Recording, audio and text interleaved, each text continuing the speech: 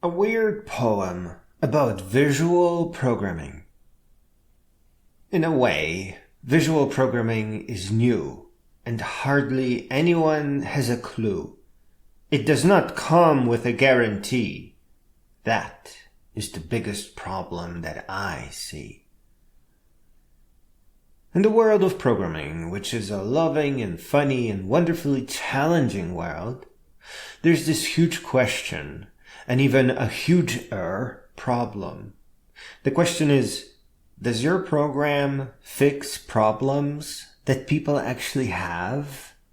And the huger problem is that everything is completely broken. Phones are missing functionality, operating systems keep crashing, new products need firmware upgrades, and if you are thrifty or cheap, hackers have access to a detailed map of your home, as they can probably hack your vacuum. Weird, huh? So, what does a visual programming language fix? And is that thing really broken? The file structure of a program does not represent what the program does internally. Visual programming languages can create maps of the program flow. And if we sprinkle in some Yauman templates, for example, we can eat the cake and have the files properly structured too, because then the nodes of a visual program will just generate proper code in proper places. This is a problem that people have. Programmers have to jump a lot of hoops to bridge concepts sometimes. For example, there's a confusing adapter in Read.js that is needed to connect an input box to the node in the programming language. It does make the code neat. It does make sense. But it also crushes Read.js programs under their own weight and non-portable code. It shouldn't have to be a thing. We should never have to worry about adapters. We just need to write what we need and that thing needs to happen. And visual programming languages can abstract things away in such a way so that the developer doesn't need to pamper the programmers and the programmers have a pretty interface without needing to ask the project lead for changes. There is potential here to create a nicer front end by creating a custom object interface, but unless it comes from the developer itself, then things will get broken really soon, just as soon as changes to the main code are made. A really neat example of pretty code is dream code. But the world took a completely different path than this, creating even more complexity. And then the pink elephant that nobody talks about is that the web is about text and maybe navigation maps. Not really about connecting boxes together. And beyond that, you need a team of developers to create a visual programming language in a reasonable stretch of time. And you may need multiple and unique prototypes to get it right. Even if you request that everything works exactly like Blender's geometry nodes, there are no guarantees here. Everything is new, and you may end up trying to fix problems that people don't have anyway. The web has a wisdom about itself. For one, when a program is written correctly, in as little as 1 hour, it will already work on big and small screens. There is no guarantee that a visual programming language on a phone will be fixing the problems that people actually have. All the screen pinching and messing around with little wires and trying to connect an output of some math node that is literally 2 feet away on a smartphone seems like trouble, and quite a development risk to take too. It is a pretty terrible thing to receive a fully functional program after some months of development and then end up not using it for anything because it's too annoying or something similar. Yikes. Imagine hiring a team of developers and the program just can't work on a little screen or can't really help anybody with anything. That pink elephant is a mean creature. The big problem with visual programming is passing information to nodes. You may have a play song node, and then you want the user to pick what song to play.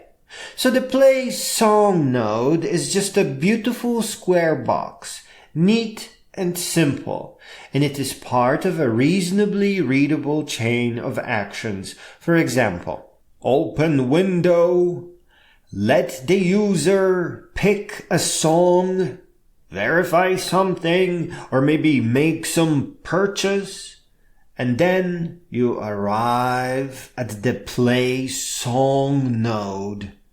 And now you are in a lot of trouble because you have to drag something from the pick a song node to play a song node. And after a while, you have all these wires everywhere. And no, making the wires of the nodes that are not in the viewport transparent does not help, because we have a mess here. It is a mess. And if we use custom properties, just like in Blender, then all the connections are hidden completely away. And the visual programming language is no longer visual. The wires are gone, but then you can't manipulate the variables while the nodes are calling for their use. So that's a little crazy. So basically, we tried to escape from a mess of source code files and adapter objects and interfaces and data types. And we tried to escape from the arbitrary mess of GraphQL queries, which will sooner or later end up with random data quota as companies start charging by whatever data was transferred. And as we tried to escape from that, we created basically an unreadable mess of wires. And no, you can't just group program functions together into a single node, because the input of that node will still require the wires. And if you just nest custom properties in the stream, then it's going to be a crazy mess when a property goes missing because someone dragged or disconnected something. Visual programming, the way we have it today, works, it's beautiful, it's kind of amazing, but there is a problem. It does not fix as much as it seems, and unfortunately, it gets worse. Because the elephant is not the only creature in the room. I don't know what animal this is, but it has to do with time travel. Because a programmer should be allowed to create a node in behavior description only, VDD, or a unit test. And the visual programming language will complain that the program cannot yet run because this node does not yet exist, that the programmer has to create it, and that the created node must pass the behavior test. For example, we say we want an uppercase node that makes all the letters uppercase, and we describe that. The test is to fail until the word cat, in lowercase, comes out of the node in uppercase. This is a very simple test and a very simple mechanism that allows the creation of large programs that are yet to be programmed. This is really useful. There can be a bounty backend here, for example, where programmers will get bounties for programming those very little nodes. Here, the developer or a clever company armed with this program will watch it bubble up into reality, node by node. Or, at the very least, the programmer will get a decent to-do list, and the project lead, perhaps, a reasonable time estimate. Ooh! I hate to make things harder, but to add insult to injury, these wire-based programs can sometimes branch, creating large trees of flow controls. There may be a real need, and thus a large reuse of variables as the program takes different routes that are only slightly different. And that we triple or quintuple the number of wires going everywhere.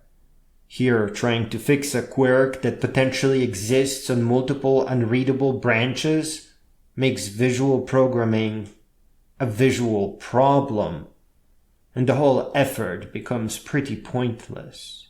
Because what happens in the end is that it turns out that it was easier not to use the visual programming language. That's quite a problem to have. And I just want to throw this one last thing in here. Aligning nodes to make them more visually appealing, or to make them go around some cluster of nodes, is a huge waste of time and quite a distraction. While I don't have real answers, and I continue testing Read.js and now Dataflow, given the large complexity on the visual programming language implementation end, and the potential outcome that involves massive readability or lost variable issues, it seems to me that the first principle of visual programming should be smartphones and tablets first.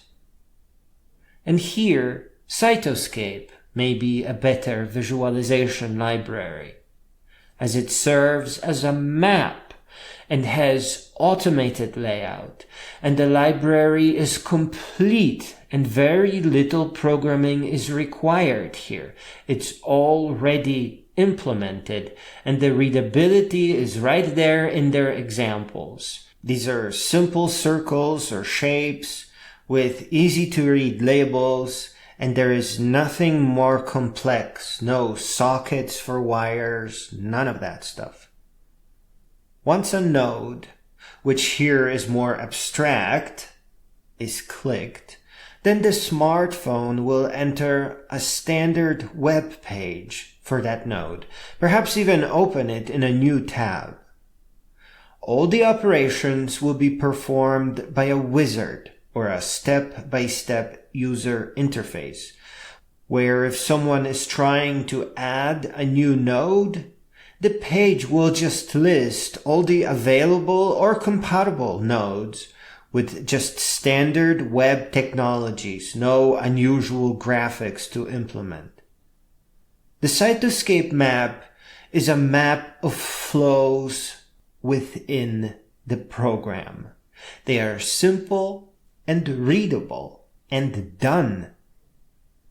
The node configuration values and properties, all the wires that create an unreadable mess in a standard visual programming language, are replaced with values that are just injected into the entire flow control system, but then tracked by all these web pages that correspond to all the nodes.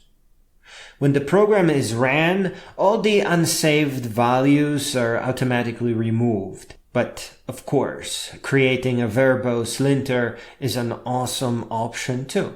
It will complain that, "Hey, you have a song name in the flow control stream, but the last time you used it was in the play node. That's like 15 nodes away. Do you want me to remove it from the stream where you last used it, or are you still gonna need it?" Finally, does this fix a problem that people actually have? Maybe, yes. It shows the flow control of programs graphically, beautifully, with labels and color-coded shapes. And it allows even the novice user to inject variables into the stream, such as email, by asking, "What is your email address?" And then it allows to use that value later on in the flow control stream or branching streams in an alert when the computer is running out of disk space, or maybe when water is detected in the basement. Here, there is room for a node to suggest to the user what it needs, and perhaps even go as far as to offer injecting an input node that asks for email. Cool beans. Visual programming is a really, really great idea. But it does not mean that we need to create visual nodes with little input boxes and property sockets.